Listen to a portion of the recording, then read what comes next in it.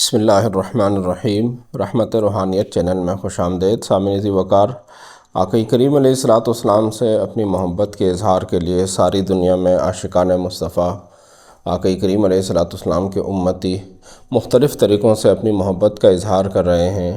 کہیں جلوس نکالے جا رہے ہیں، کہیں محافل کا انعقاد کیا جا رہا ہے۔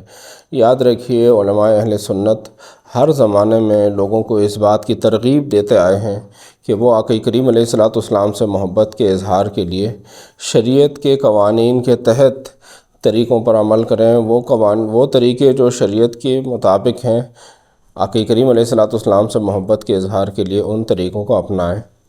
آقا کریم علیہ الصلوۃ والسلام سے محبت کے اظہار کے لیے ایک عمومی طریقہ یہ ہے کہ محافل کا انعقاد کیا جاتا ہے، جس میں بیٹھ کر اللہ کریم کا ذکر کیا جاتا ہے، قرآن مجید کی تلاوت کی جاتی ہے، اس کے بعد نعت خوانی، قال اللہ قال رسول بیان کیا جاتا ہے۔ تو ایسی محافل کے بارے میں کچھ لوگوں کے ذہن میں شکوک و شبہات ہوتے ہیں۔ اس حوالے سے یہ ویڈیو بنا رہا ہوں کہ آپ کے ذہن میں اگر کوئی ایسے شکوک و شبہات ہیں تو وہ بات ذہن سے نکال دیجئے۔ آقا کریم علیہ الصلوۃ والسلام کی محبت، آقا کریم علیہ الصلوۃ والسلام کا عشق، یہ ایمان کا جز ہے، اور اس عشق کے اظہار کے لیے اور اس عشق کے فروغ کے لیے یہ محافل ایک بہت بڑا ذریعہ ہے۔ آقا کریم علیہ الصلوۃ والسلام کے زمانہ اقدس میں مسجد نبوی شریف میں بھی ایسی محفلیں ہوئی ہیں، ایسے پروگرام ہوئے ہیں جس میں صحابہ آقا کریم علیہ الصلوۃ والسلام کا ذکر خیر کرتے آئے ہیں۔ صحیح ستہ کی مشہور کتاب صحیح مسلم میں یہ حدیث پاک موجود ہے۔ آقا کریم علیہ الصلوۃ والسلام ایک بار مسجد نبوی شریف تشریف لائے۔ ان رسول اللہ صلی اللہ علیہ وسلم خرج علی حلقۃ من اصحابہ۔ آقا کریم علیہ الصلوۃ والسلام مسجد نبوی شریف تشریف لائے تو صحابہ اکرام کا ایک مجمع تھا، ایک بڑی تعداد مسجد میں تشریف فرما تھی۔ آقا کریم علیہ الصلوۃ والسلام نے ان سے پوچھا، ما اجلسکم، تم یہاں کیوں بیٹھے ہو؟ کس وجہ سے یہاں بیٹھے ہوئے ہو؟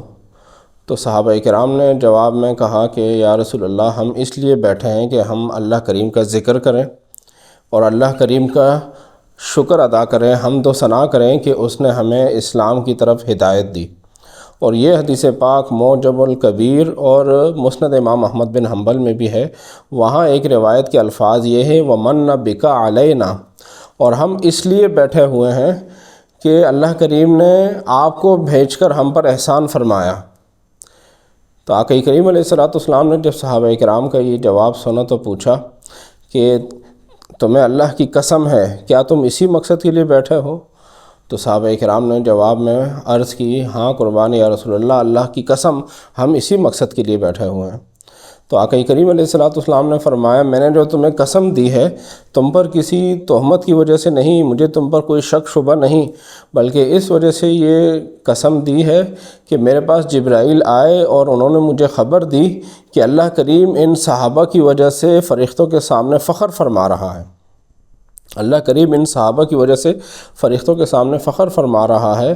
تو اللہ کریم کا یہ فخر فرمانا اس بات کی نشانی ہے کہ یہ کام آقا کریم علیہ الصلوۃ والسلام کے ذکر خیر کے لیے جمع ہونا، اللہ کریم کا ذکر کرنا، اللہ کریم کا شکر ادا کرنا، اور آقا کریم علیہ الصلوۃ والسلام جیسی عظیم نعمت کا شکریہ ادا کرنا، یہ اللہ کریم کو بھی پسند ہے اور آقا کریم علیہ الصلوۃ والسلام کو بھی پسند ہے۔